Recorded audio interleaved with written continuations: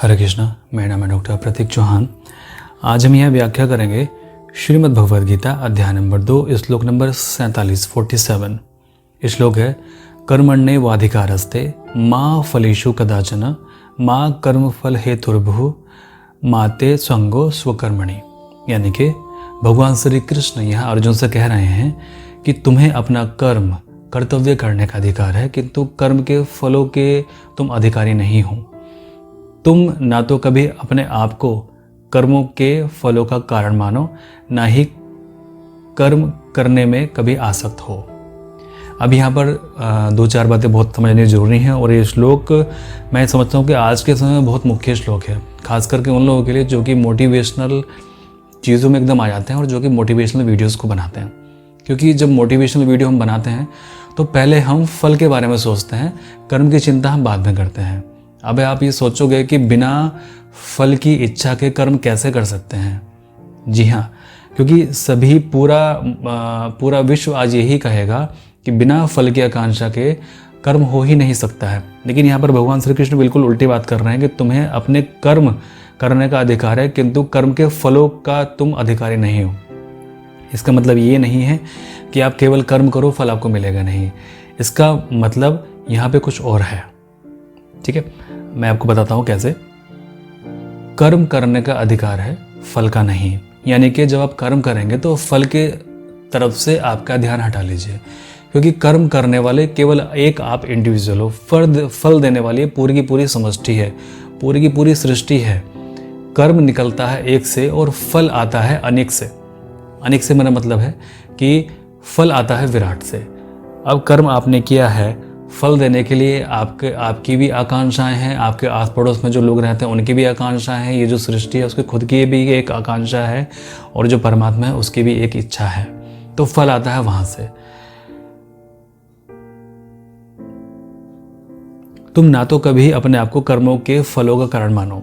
यानी कि अगर आप कर्म करते हैं और फल की चिंता नहीं करते हैं तो उस कर्म से जो फल पैदा हो रहा है वो चाहे अच्छा है चाहे बुरा है, तो आप कभी उस कर्म के कारण नहीं बनते हो और ना ही अपने कर्म करने के लिए आसक्त हो। अब ये क्या वहाँ पर क्या स्थिति वहाँ पर पैदा हुई थी? अर्जुन ने कहा था कि अगर मैं ये कर्म करूँगा, इन सभी लोगों को हत्या कर दूंगा, तो क्या मैं पाप का भागी नहीं बनूंगा? तो भगवान श्री कृष्ण ने यही कहा, कर्म पर अधिकार है, फल पर अधिकार नहीं है। तुम इनको मारोगे, फल क्या आता है उसकी चिंता छोड़ो। अब ये करने से इंसान को क्या लाभ मिलता है? जब वो फल की चिंता करना छोड़ देता है इंसान कि कर्म पर अधिकार है, फल पर अधिकार नहीं है, तो पहली चीज़ वो डिप्रेशन से निकल जाता है, डिप्रेशन से मुक्त हो जाता है। कर्म तो उतना आदमी करता नहीं है और फल की चिंता में इतना ज़्यादा समय को वो व्यतीत करता है, इतना ज़्यादा समय वो खराब करता है फल की चिंता में कि कर्म करने का उसके पास समय होता ही नहीं है। और जैसे यहाँ पर भगवान श्री कृष्ण ने कहा है कि फलों के तुम अधिकारी नहीं हो, तो इसका मतलब ये नहीं कि फल नहीं मिलेगा आपको।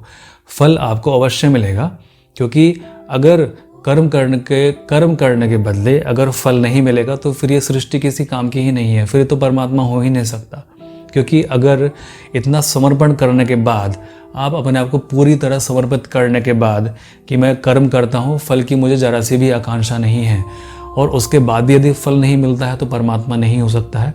भगवान श्री कृष्ण की गीता झूठ कह सकती है, लेकिन ऐसा कुछ नहीं है, फल जरूर मिलता है।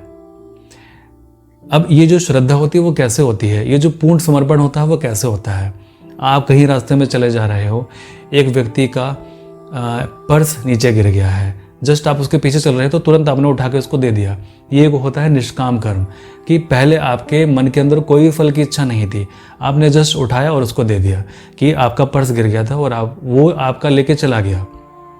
अगर आपके मन के अंदर इतना सा भाव भी पैदा होता है कि अरे यार इसका पर्स गिरा था और मैंने इसको पर्स को उठा के दिया और इसने मुझे धन्यवाद भी नहीं किया, तो ये होती है फल की इच्छा।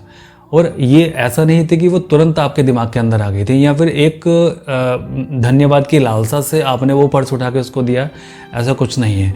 आपने केवल वो निष्काम कर्म किया। परंतु हमारा जो ये सबकॉन्शियस ब्रेन है ना, ये उसी तरह से ट्रेन किया गया है कि अगर आपके साथ में कोई भला काम करता है तो उसको धन्यवाद करें। अगर हम किसी को दान देते हैं तो हमें ये पुण्य मिलेगा। अगर हम किसी को दान ये सोचकर भी कर रहे हैं कि ये हमें उसका पुण्य मिलेगा, तो ये भी एक सकाम कर्म है। यानी कि हम फल की चिंता करके हम उसको दान हम कर रहे हैं, है ना। हमने किसी को दान किया और मुझे उससे स्वर्ग की प्राप्ति होगी, ये फल की चिंता हो गई। और भगवान श्री कृष्ण ने कहा कि फलों के तुम अधिकारी नहीं हो, फल कैसा आएगा ये सृष्टि और ये परमात्मा पर निर्भर करता है। और जब एक आदमी केवल कर्म करता है और फल की चिंता करना छोड़ देता है तो वो तुरंत मोक्ष का अधिकारी हो जाता है। और यदि अगर आप ये चीज़ सोचकर कि अगर आप कर्म करेंगे, फल की चिंता बिल्कुल भी नहीं करेंगे, सब कुछ परमात्मा पे छोड़ देंगे, तो आप मोक्ष के अधिकारी हो जाते हैं, तो भी ये एक सकाम कर्म आ गया, तो भी ये भी फल की चिंता हो गई। ऐसा होता है, ये दूसरी बात है, लेकिन अगर आप इसकी इच्छा करते हैं तो फिर ये सकाम कर्म में आ गए, फिर ये कर्म का बंधन आपको बांध लेगा। अब जिन लोगों को मोक्ष हुआ है उनका मोक्ष संभव ही नहीं है अगर कर्म का बंधन उनको बांधता हो तो भगवान श्री कृष्ण ने यही यहाँ पर समझाया है। और ये बहुत अच्छा श्लोक है, ये खास करके मुझे श्लोक बहुत अच्छा लगता है, बहुत मनपसंद श्लोक में से मेरा ये एक श्लोक है कि कभी अपने मन की गहराई में आप झांकोगे, कभी आप अपने मन की गहराई में देखोगे तो आज तक कोई भी कर्म ऐसा नहीं है जो कि आपने बिना फल की इच्छा के किया हो। पढ़ाई क्यों करते हैं? क्योंकि नंबर अच्छे आए। दान क्यों करते हैं? ताकि पुण्य मिले। चोरी क्यों नहीं करते हैं? क्योंकि पाप ना हो जाए। ठीक है, तो ये सभी होती हैं फल की इच्छाएं। तो ये सकाम कर्म और निष्काम कर्म। और जब कोई व्यक्ति निष्काम कर्म को उपलब्ध होता है या फिर निष्काम कर्म में वो चला जाता है, मतलब कि फल की कोई इच्छा नहीं है, केवल कर्म ही कर्म किया जाता है, केवल परमात्मा का इंस्ट्रूमेंट होकर वो कर्म का कर्म किया जा रहा है। अब जैसे ये मान लीजिए मेरे हाथ में ये माउस है, इसको अगर मैं यहाँ पे क्लिक करता हूँ तो माउस की अपनी कोई इच्छा नहीं है, ये जिस तरह से मैं कर रहा हूँ उस तरह से कर रहा है, तो ये निष्काम है। ठीक है, तो इसी तरह से यदि परमात्मा के आप इंस्ट्रूमेंट हो गए कि परमात्मा जिस तरह से आपसे कार्य करवा रहा है, केवल आप उतना इंस्ट्रूमेंट हो गए, उतना इंस्ट्रूमेंट भर रहा है कि अगर काम आप करें तब आप निष्काम कर्म को उपलब्ध हो जाते हो। और उस व्यक्ति के लिए मोक्ष यही है, अभी है, इसी समय। शरीर छोड़ने के बाद उसको मोक्ष मिलेगा ऐसा कुछ नहीं है। शरीर छोड़ने के बाद उसको वैकुंठ धाम मिलेगा ऐसा कुछ नहीं है। शरीर छोड़ने के बाद में उसको भगवान श्री कृष्ण के दर्शन होंगे ऐसा कुछ नहीं है। जब कोई आदमी निष्काम कर्म में चला जाता है उसको चारों तरफ भगवान श्री कृष्ण ही नजर आते हैं, उसको वैकुंठ धाम वही बन जाता है, उसका मोक्ष वही हो जाता है। हाँ, बस बात यह है कि शरीर उसको 50 साल बाद छोड़ना है, 100 साल बाद छोड़ना है, उसका कोई मूल्य नहीं है, उसको मोक्ष वहीं पर उपलब्ध हो जाता है। तो उसी निष्काम कर्म में यही भी एक श्लोक एक बहुत अच्छी कड़ी थी। आपके कुछ प्रश्न हो तो मुझसे आप जरूर पूछा कीजिए, क्योंकि मैं यहाँ पर श्रीमद् भगवद गीता का मनोवैज्ञानिक अध्ययन करके आपको बताता हूँ और अपने जीवन में उसको किस तरह से उतार सकते हैं ये मैं उसको आपको बताता हूँ। क्योंकि अगर आप श्रीमद् भगवद गीता को अपने जीवन में उतारोगे तो ये सबसे अच्छा मनोवैज्ञानिक ग्रंथ है। आज तक जितनी मनोवैज्ञानिक किताबें या किसी भी राइटर ने लिखी हैं, वो चाहे सिगमंड फ्राइड हो या फिर चाहे कार्ल्स हो, सबसे अच्छे मनोवैज्ञानिक किताब ये श्रीमद् भगवद गीता ही है।